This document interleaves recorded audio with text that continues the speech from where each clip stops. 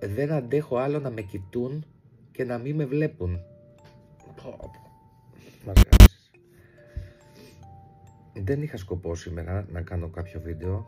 Είναι και μια μέρα που δεν έχω ιδιαίτερη όρεξη, καθώς βλέπω ότι όλοι μας, πολλοί άνθρωποι, ζούμε παράλληλες πραγματικότητες όπου οι περισσότερες από αυτές έχουν ένα κοινό παρανομαστή. Σε αυτό το σημείο, σε αυτή τη γκρίζα μεριά της πραγματικότητας, υπάρχει ένας κοινός παρανομαστής με τους περισσότερους και τις περισσότερες από όσο μιλάω. Οπότε σήμερα, επειδή είχα πιεστεί με κάτι, με κάποιο κομμάτι της εργασίας, είπα να μην κάνω τίποτα και να μου δώσω κάποιες ώρες να μην κάνω κυριολεκτικά τίποτα. Εδώ τώρα πήρα μια έμπνευση και θα κάνω ένα διαφορετικό, λίγο πιο ανθρώπινο, μη στημένο, ας πούμε, μοίρασμα. Και τι ήθελα να το κάνω? Έπεσα εδώ πάνω σε κάτι. Δεν θέλω αυτή τη φορά, αυτή τη στιγμή, να δώσω παραπομπή για δικούς μου λόγους, αλλά είναι κάτι το οποίο το διάβασα και δεν είναι δικό μου, το οποίο λέει πρακτικά τι κρύβεις πίσω από αυτό που υποδίεσαι, από τη μάσκα και τους διάφορους ρόλους. Και λέει ποιος είσαι και απαντάει εξαρτάται.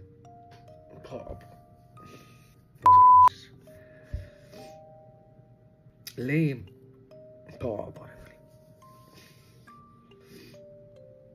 μια σελίδα είναι χειρότερη από την άλλη. Είναι... Μπράβο σε ένα που το φτιάξεις. Μπράβο. Λέει είσαι ο αόρατος. Λέει για το σωτήρα, για το αόρατο, για το χαμελέοντα, για τα συντροφικά. Και φτάνει σε κάποιο σημείο και λέει είσαι έτοιμος να βγάλεις τη μάσκα?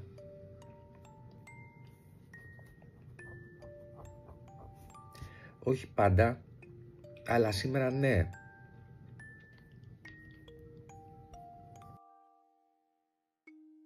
Το θέμα με την ενσυναίσθηση, άμα είσαι πολύ ανοιχτός, είναι ότι μπορείς να συνδεθείς με το τι έχει ζήσει κάποιος σε ποιότητα, σε δόνηση, σε ένταση, σε συναίσθημα, για να μπορέσει να συντάξει και να μοιραστεί κάτι τέτοιο. Και να μπορέσει να το δει και να το βγάλει από μέσα του, να το αποτυπώσει και να το δει και να το μοιραστεί.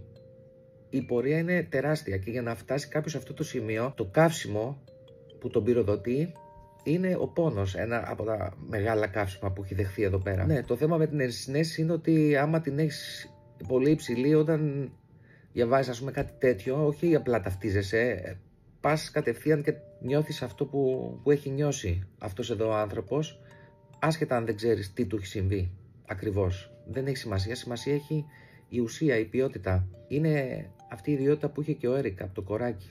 Και φτάνει εδώ σε ένα σημείο και λέει και τελικά ποιος είσαι? Είσαι έτοιμος να βγάλεις τη μάσκα? Και απαντάει όχι πάντα, αλλά σήμερα ναι. Γιατί?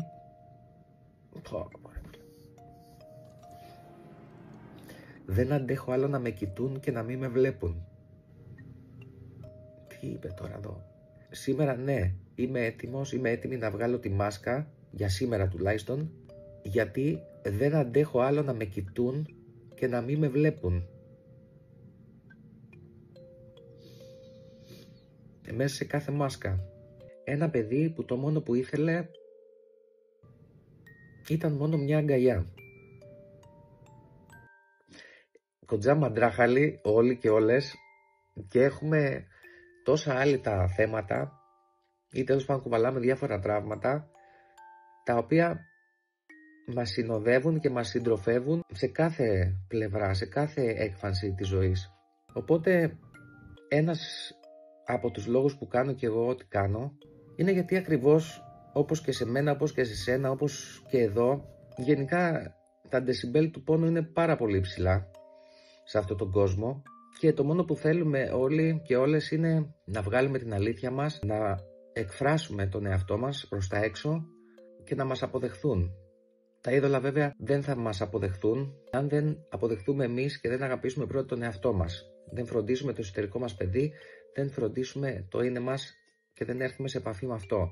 Αν δεν τα κάνουμε αυτά, τότε πολύ δύσκολα το έξω θα το κάνει. Χωρίς συμφέρον, με ανιδιοτέλεια και απλή καθαρότητα.